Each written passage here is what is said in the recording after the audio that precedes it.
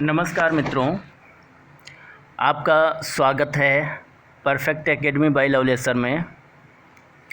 आज हम लोग सीटेट के लिए संस्कृत विषय के अंतर्गत जो 15 नंबर के प्रश्न हमारे आते हैं, 15 नंबर का एक भाग होता है शिक्षण शास्त्री मुद्दों का, उस पर आधारित जो प्रश्न होते हैं हम लोग उनका अभ्यास करेंगे।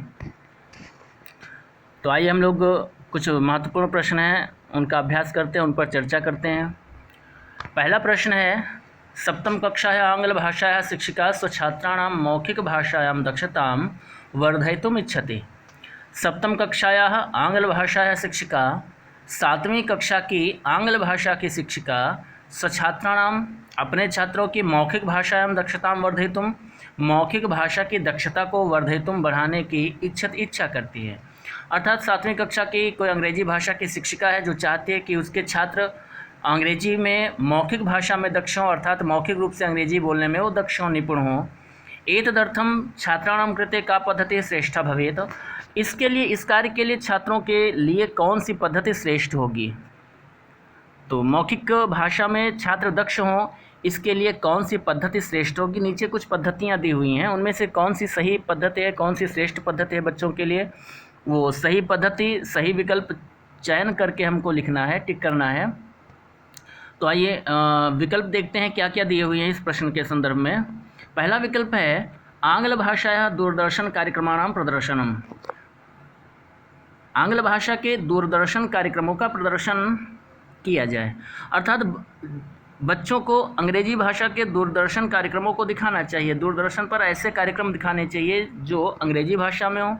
इससे बच्चे मौखिक भाषा का प्रयोग करने में दक्ष हो जाएंगे।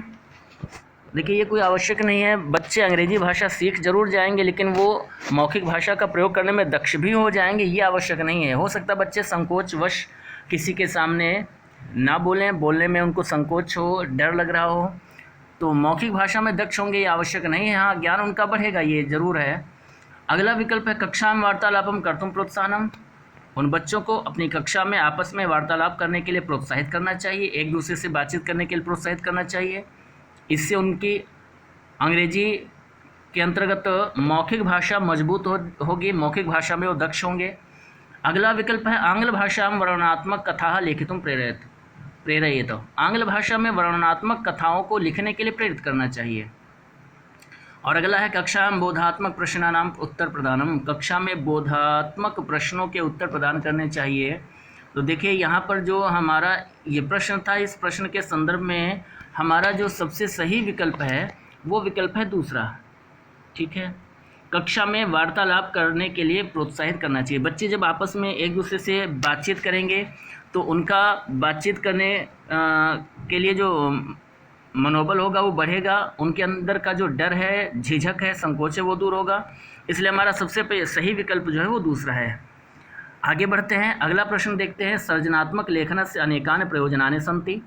सृजनात्मक लेखन के अनेक प्रयोजन होते हैं, अनेक उद्देश्य होते हैं। तो सृजनात्मक लेखन के अनेक प्रयोजन होते हैं। तेषु प्रमुखम अस्ति। और उन अनेक प्रयोजनों में कौन सा प्रमुख प्रयोजन है? तो पहला प्रयोजन दिया हुआ है भाव विनिमय, भावों का विनिमय, अर्थात भावों का आदान प्रदान। अगला है वर्तनी शुद्धता।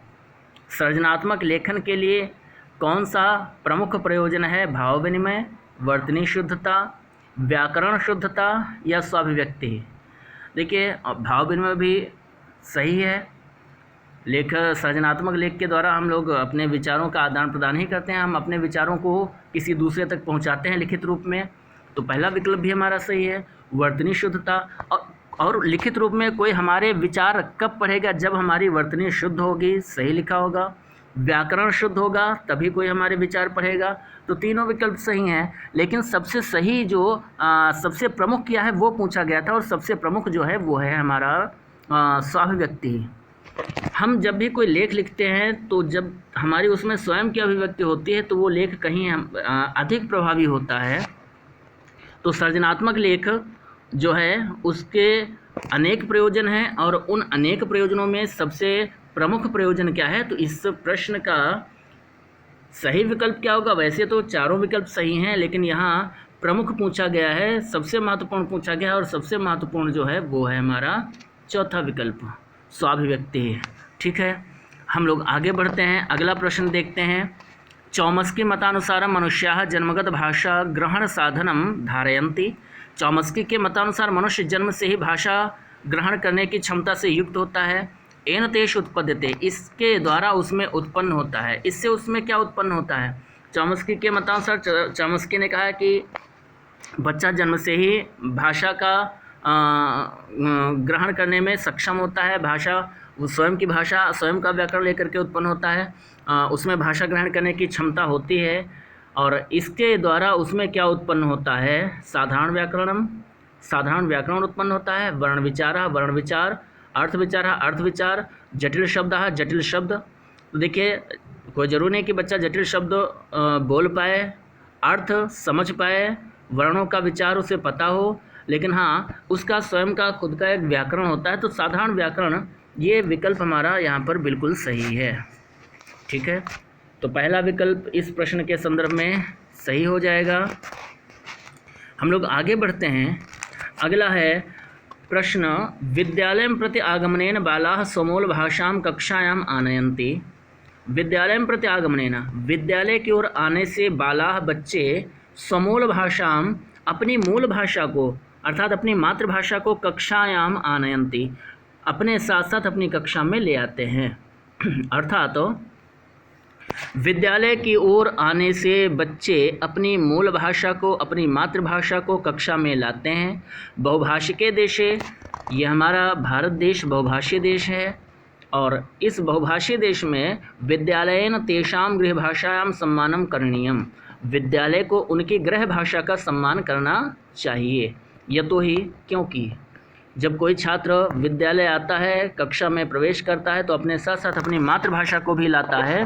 और हमारा बहुभाषीय देश है, तो इस बहुभाषीय देश में विद्यालय के द्वारा उसकी गृह भाषा का सम्मान करना चाहिए, क्योंकि बालाः अबाधरीत्या अस्याम वदन्ति, उसकी गृह भाषा का हमें सम्मान क्यों करना चाहिए? इसलिए करना चाहिए क्योंकि उस भाषा को बच्चा अबाध रीत्या अस्याम वदन्ति, बच्चा इस भाषा को अबाध रीति से, अबाध गति से बोल सकता है या बोलता है। तो बच्चा इस भाषा को अबाध गति से बोलता है, अबाध रीति से बोलता है, इसलिए हमको उसकी भाषा का सम्मान करना चाहिए। और अगला विकल्प है तेषाम अभिज्ञानस्येदं महत्वपूर्णम अंगम, ये उसके अभिज्ञान का, उसकी पहचान का महत्वपूर्ण अंग है, इसलिए हमको उसकी भाषा का सम्मान करना चाहिए। भारते, अगला विकल्प है भारतेस्मिन् द्विसहस्राधिकाः भाषाः सन्ति, इस भारत देश में 2000 से अधिक भाषाएं हैं, इसलिए हमें उसकी भाषा का सम्मान करना चाहिए। या चौथा विकल्प सही होगा, विद्यालयस्यापि इयं भाषा अस्ति, जो गृह भाषा, जो मातृभाषा बच्चे की, वही भाषा विद्यालय की है, इसलिए उसकी मातृभाषा का हमें सम्मान करना चाहिए। तो देखिए, जब कोई छात्र विद्यालय आता है तो अपने साथ साथ अपनी मूल भाषा को कक्षा में लाता है, और इस बहुभाषीय देश में विद्यालय के द्वारा उसकी भाषा का सम्मान करना चाहिए। क्यों? क्योंकि बालक अबाध गति से बोलता है, इसलिए नहीं, इसलिए करना चाहिए क्योंकि तेषाम अभिज्ञानस्येदं महत्वपूर्णम अंगम, क्योंकि उसकी ये मातृभाषा ही उसकी पहचान का महत्वपूर्ण अंग है। हमारा सही विकल्प यहाँ पर है दूसरा, बी। ठीक है, जो भाषा है, जो मातृभाषा है बच्चे की, वह मातृभाषा उसकी पहचान को निर्धारित करती है, और उसकी पहचान जो निर्धारित करती है, ऐसी भाषा का हमें सम्मान करना चाहिए। तो हमारा सही विकल्प यहाँ पर हो जाएगा दूसरा, तेषाम अभिज्ञानम इदम महत्वपूर्णम अंगम। अब हम लोग अगले प्रश्न की ओर बढ़ते हैं। अगला प्रश्न हमारा है, छात्राः गरुण विषय एकां कवितां पठितुम् आरभन्ते, छात्र गरुण के विषय में एक कविता पढ़ना आरंभ करते हैं। पठनात् पूर्वं शिक्षकस्य महत्वपूर्णं कार्यमस्ति, छात्र गरुण के विषय में एक कविता पढ़ना आरंभ करते हैं, और पठनात् पूर्वं, पढ़ने से पहले, शिक्षकस्य महत्वपूर्णं कार्यमस्ति, शिक्षक का महत्वपूर्ण कार्य होता है। शिक्षक का महत्वपूर्ण कार्य क्या है? तो शिक्षक का महत्वपूर्ण कार्य है, पहला विकल्प है छात्रान् प्रति कठिन शब्दानाम अर्थ ज्ञानाय कथनम, शिक्षक को चाहिए कि वो छात्रों से कहे कि आप लोग पहले ही कठिन शब्दानाम, कठिन शब्दों का अर्थ ज्ञान है, अर्थ ज्ञान करना है आपको, अर्थात छात्रान प्रति, छात्रों के प्रति, अर्थात छात्रों से कठिन शब्दानाम, कठिन शब्दों का अर्थ ज्ञान है कथनम, अर्थ ज्ञान करने के लिए कहना चाहिए। अगला विकल्प है कवेः विषये अधिकं विवरणं छात्रेभ्यः दातव्यम, उस कविता पाठ के पहले ही कवि के विषय में छात्रों को अधिक से अधिक विवरण दे देना चाहिए। कवि के जीवन के विषय में उसका साहित्यिक परिचय, उसका जीवन परिचय सब बता देना चाहिए। और तीसरा विकल्प है कवितायां विद्यमानान कठिन शब्दान रेखांकितान कर्तुम छात्रान प्रतिकथनम, अर्थात कविता में विद्यमान कठिन शब्दों को रेखांकित करने के लिए छात्रों से कहना चाहिए। और अगला अंतिम विकल्प है, चौथा विकल्प है गरुण विषय छात्रान प्रति चर्चायाः कृते कथनम। गरुण पर आधारित कविता का पाठ करने से, कविता को पढ़ने से पहले अध्यापक को चाहिए कि वो छात्रों को क्या निर्देश दे कि गरुण विषय, वे छात्र गरुण के विषय में छात्रान प्रति अन्य छात्रों के साथ चर्चायाः कृते चर्चा करें, इस विषय में अध्यापक को निर्देश देना चाहिए। शिक्षक का पठन से पूर्व शिक्षक का महत्वपूर्ण कार्य है, पुनः एक बार प्रश्न देख लें, पठनात् पूर्वं शिक्षकस्य महत्वपूर्णं कार्यम् अस्ति, अर्थात कविता पढ़ने से पहले शिक्षक का महत्वपूर्ण कार्य है कि गरुण विषय छात्रान प्रति चर्चायाः कृते कथनम, गरुण के विषय में छात्रों से चर्चा करने के लिए कहना चाहिए। चौथा विकल्प सही है इस प्रश्न का। ठीक है, आगे देखते हैं हम लोग अगला प्रश्न। अगले प्रश्न की ओर बढ़ते हैं। मुक्त प्रश्नानाम प्रमुख विशेषता वर्तते, मुक्त प्रश्नों की प्रमुख विशेषता होती है। मुक्त प्रश्नों की प्रमुख विशेषता क्या होती है? तत्र मूल्यांकनम कठिनम भवति, उनका मूल्यांकन कठिन होता है। बिल्कुल सही, ये भी सही हो सकता है कि मुक्त प्रश्नों का जो उत्तर छात्र के द्वारा दिया गया हो उस विषय में अध्यापक को स्वयं को ना पता हो, लेकिन ये बहुत सही विकल्प नहीं है। अगला है तेषाम एकमेव उचितम उत्तरम अस्ति, उनका एक ही उचित उत्तर होता है। तीसरा विकल्प है विभिन्न प्रकार व्याख्यानाम तैः अवसरः दीयते, ऐसे मुक्त प्रश्न विभिन्न प्रकार की व्याख्या करने के लिए छात्रों को अवसर प्रदान करते हैं। और तत्र आह्वानानि बहूनि सन्ति, वहाँ पर बहुत से आह्वान होते हैं। देखिए, मुक्त प्रश्नों की प्रमुख विशेषता जो होती है, इस संदर्भ में हमारा जो सही विकल्प है वो है तीसरा, विभिन्न प्रकार व्याख्यानाम तैः अवसरः दीयते, उनके द्वारा विभिन्न प्रकार की व्याख्या के अवसर प्रदान किए जाते हैं। तो इस संदर्भ में मुक्त प्रश्नों की प्रमुख विशेषता होती है। इस संदर्भ में हमारा सही विकल्प जो है वो है तीसरा सी। और इस प्रश्न के बाद हम लोग आगे बढ़ते हैं अगले प्रश्न की ओर। अगला प्रश्न है हमारा, विद्यालय यथार्थतया आंग्ल भाषाया शिक्षणार्थम महत्वपूर्णम अंगम अस्ति। विद्यालय में यथार्थतया मतलब है सम्यक रूप से, ठीक है, यथार्थतया मतलब सम्यक रूप से अथवा व्यवस्थित रूप से शिक्षणार्थम महत्वपूर्णम अंगम अस्ति, शिक्षणार्थम शिक्षण के लिए महत्वपूर्ण अंग है।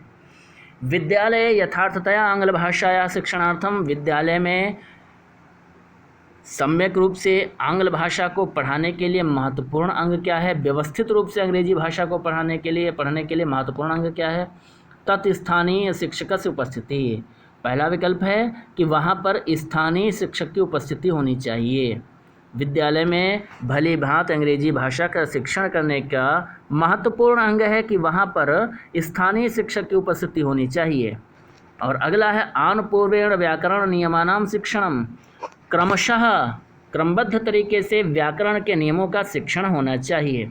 देखिए, दूसरा विकल्प हमारा बिल्कुल गलत है। जहाँ पर भी व्याकरण के नियमों की शिक्षा अनिवार्य बताई जाएगी, वहाँ पर वो विकल्प सीटेट के संदर्भ में सदैव गलत होगा। तो दूसरा विकल्प गलत है। पहला विकल्प है कि स्थानीय शिक्षक की उपस्थिति होनी चाहिए।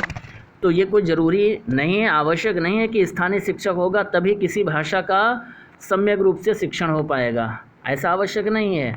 इसलिए पहला और दूसरा विकल्प गलत हैं।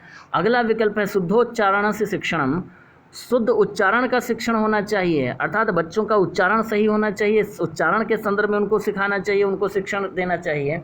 और चौथा विकल्प है भाषाया प्रयोगार्थम अवसरः, यदि विद्यालय में भली भांति अंग्रेजी भाषा का शिक्षण करना है तो इसके लिए सबसे महत्वपूर्ण क्या है? चौथा विकल्प हमारा यहाँ पर सबसे सही है, और चौथा विकल्प कह रहा है कि भाषाया प्रयोगार्थम अवसरः, बच्चों को भाषा का प्रयोग करने के अवसर प्रदान किए जाएं। जिस भाषा का प्रयोग बच्चे करने लगते हैं या जिस भाषा का प्रयोग करने के उनको अवसर प्राप्त होते हैं, बच्चे उस भाषा में जल्दी दक्ष होते हैं, निपुण होते हैं। तो चौथा विकल्प हमारा सही है। और इस प्रश्न के बाद हम लोग अगले प्रश्न की ओर बढ़ते हैं। अगला प्रश्न है, मम माता इति विषयम अधिकृत्य एकम निबंधम लेखितुम शिक्षिका छात्रान् प्रेरयति।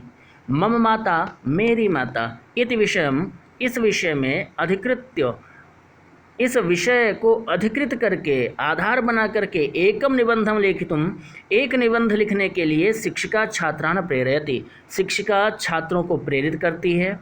मम माता इति विषयम, इस विषय पर, मेरी माता, इस विषय पर आधारित एक निबंध लिखने के लिए शिक्षिका अपने छात्रों को प्रेरित करती है। एतस्मिन् प्रसंगे सा मुख्यतया छात्रेभ्यः किम निर्दिशेत, इस प्रसंग में वह मुख्य रूप से छात्रों को क्या निर्देश देगी, उसे क्या निर्देश देने चाहिए।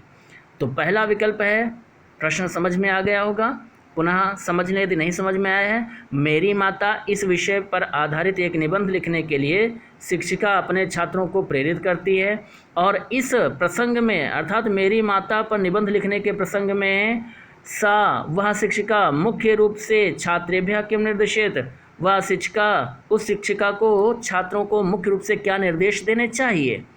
पहला विकल्प है, मार्गदर्शक पुस्तकम उदाहरण रूपेण व्यवहरन्तु, शिक्षिका को निर्देश देना चाहिए कि मार्गदर्शक पुस्तकम, जो मार्गदर्शक पुस्तक है, अर्थात ऐसी पुस्तक जिसमें हमको मेरी माता विषय पर निबंध मिल जाए, ऐसी पुस्तक का उदाहरण रूपेण व्यवहरन्तु, उदाहरण के रूप में व्यवहार करो, अर्थात उसको उदाहरण रूप में उसका व्यवहार कर सकते हो, अर्थात उसको देख देख करके उससे निबंध लिख सकते हो। विकल्प प्रायः गलत है ये। अगला विकल्प है, व्यवस्थितया शुद्धतया च लिखन्तु, व्यवस्थित और शुद्ध लिखो, ऐसा निर्देश देना चाहिए।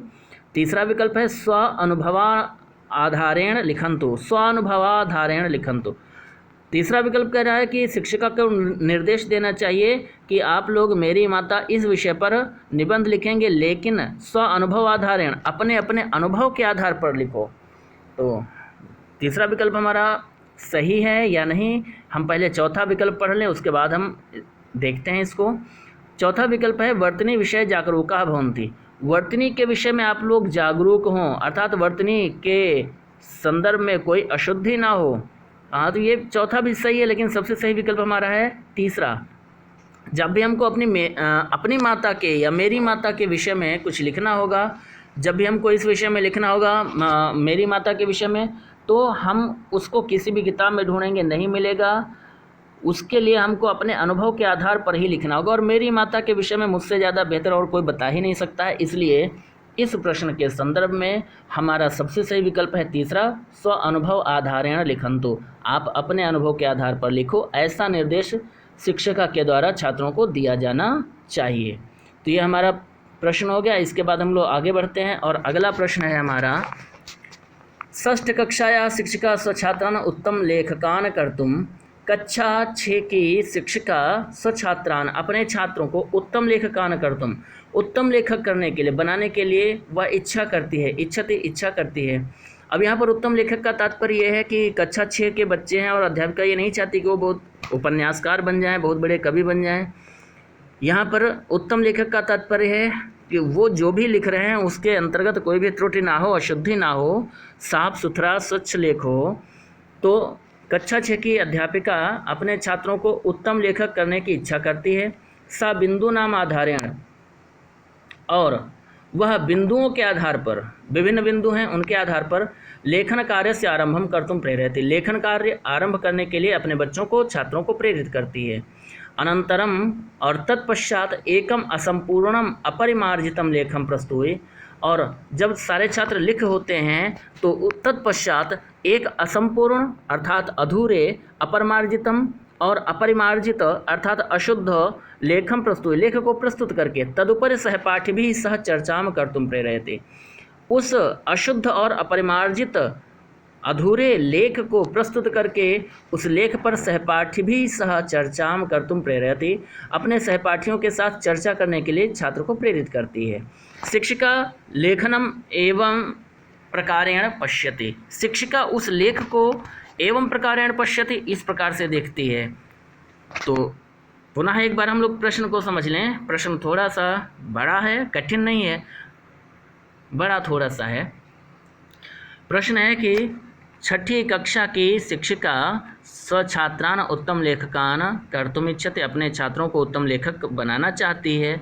और सा बिंदु नाम आधारेण लेखन कार्य से आरंभम कर्तुम प्रेरयति, वह अपने छात्रों को प्रेरित करती है कि वो बिंदु के आधार पर लेखन कार्य आरंभ करें, अर्थात क्रमशः बिंदुवार लिखें।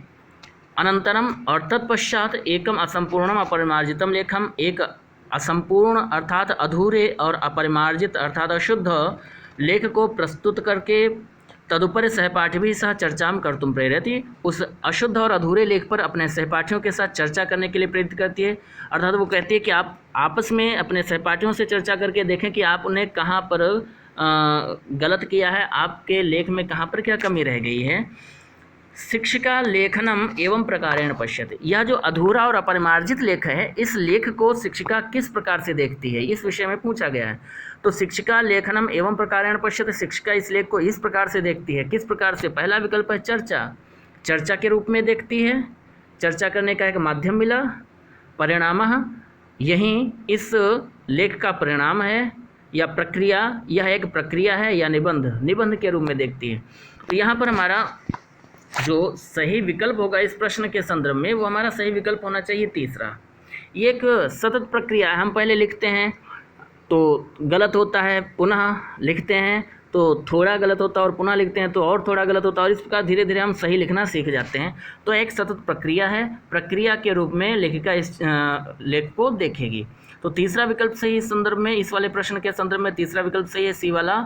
और इस प्रश्न के बाद हम लोग आगे अगले प्रश्न की ओर बढ़ते हैं, और अगला प्रश्न हमारा है श्रवण बोधे सामर्थ्यम अस्ति। श्रवण बोधे, श्रवण बोधे का मतलब है सुनकर समझने में सामर्थ्यम अस्ति, सामर्थ्य है।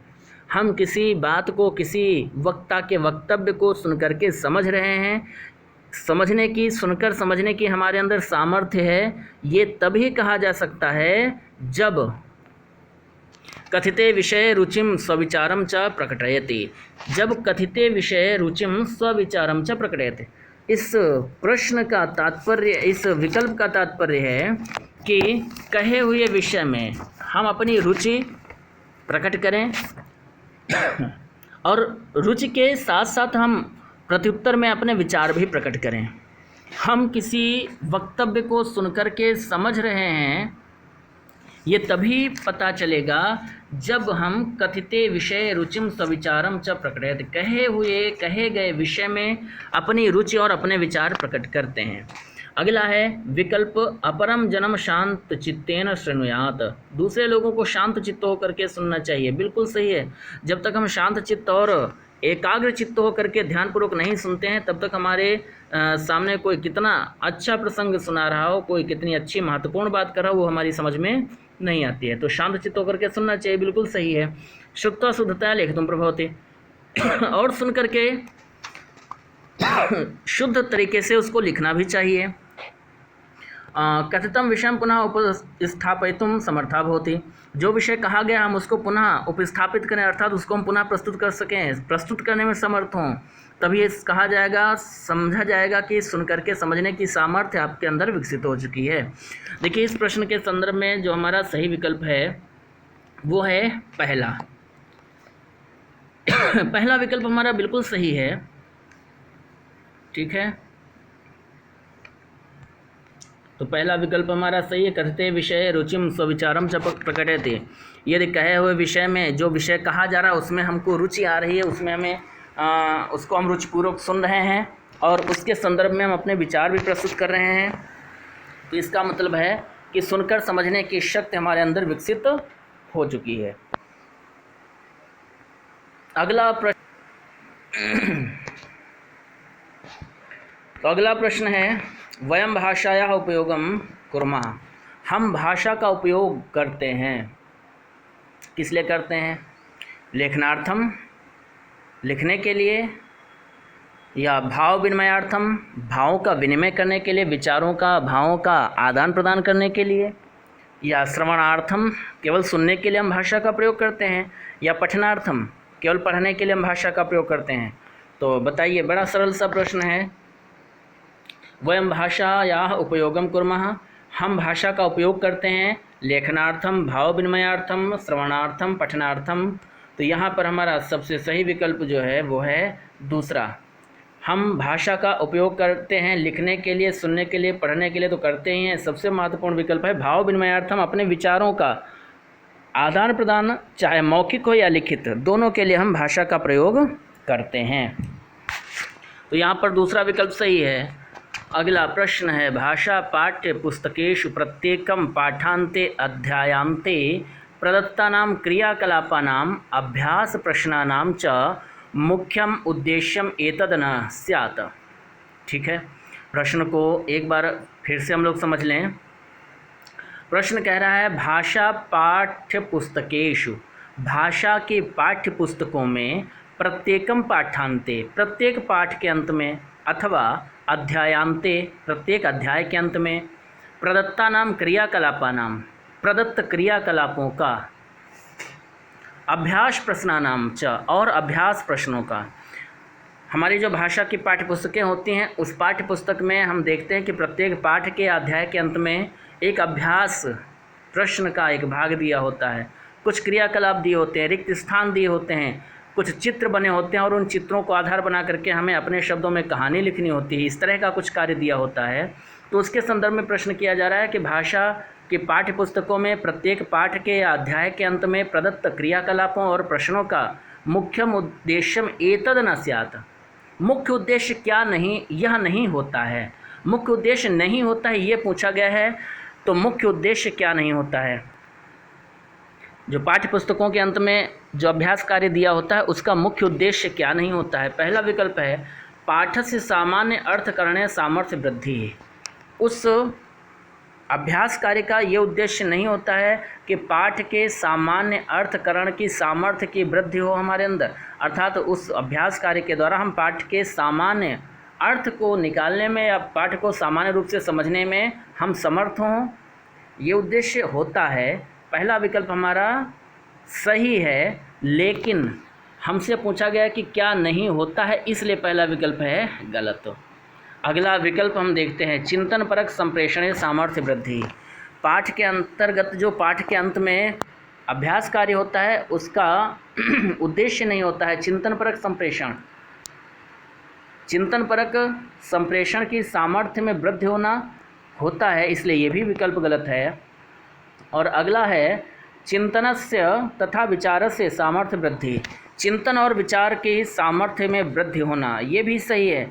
चौथा है कंठस्थीकरण सामर्थ्य वृद्धि। उस अभ्यास कार्य का उद्देश्य होता है कंठस्थीकरण की सामर्थ्य में वृद्धि होना। तो ये चौथा विकल्प कंठस्थीकरण, देखिए सीटेट के अंतर्गत व्याकरण हो या कंठस्थीकरण हो, सबका निषेध किया गया है। इसलिए उस अभ्यास कार्य का ये उद्देश्य नहीं होता है कि छात्र कंठस्थीकरण की सामर्थ्य को विकसित करे या उसके अंदर कंठस्थीकरण करने की सामर्थ्य विकसित हो, ये उद्देश्य उसका मुख्य उद्देश्य नहीं होता है। इसलिए हमारा सही विकल्प हो जाएगा यहाँ पर चौथा। तो यहाँ पर हमारा जो सही विकल्प है वो है चौथा विकल्प सही है, कंठस्थीकरण से सामर्थ्य वृद्धि। ये मुख्य उद्देश्य नहीं होता है, तो चौथा विकल्प सही है। अब आगे हम लोग बढ़ते हैं। तो आगे हमारा एक गद्यांश दिया हुआ है। तो फिलहाल हम लोग इस वीडियो में सीटेट के जो शिक्षण शास्त्रीय मुद्दों पर आधारित जो प्रश्न थे उसका हम लोगों ने अध्ययन किया, उस पर हम लोगों ने परिचर्चा की, उनके विषय में हम लोगों ने समझा। अब इन प्रश्नों के बाद जो गद्यांश है वो गद्यांश हम लोग देखेंगे अगले वीडियो में। इन प्रश्नों के संदर्भ में यदि आपको कोई भी समस्या है, कोई शब्द समझ में नहीं आया, किसी उत्तर को लेकर के कोई शंका है, तो आप कृपया कमेंट करके ज़रूर बताइएगा। और अगली वीडियो में हम लोग गद्यांश पर आधारित चर्चा करेंगे। तो आज हम लोग यहीं तक पढ़ते हैं। और पुनः अगली बार हम लोग आते हैं एक नया गद्यांश, एक नया टॉपिक लेकर के। तब तक के लिए वीडियो देखने के लिए आपको बहुत बहुत धन्यवाद। नमस्कार।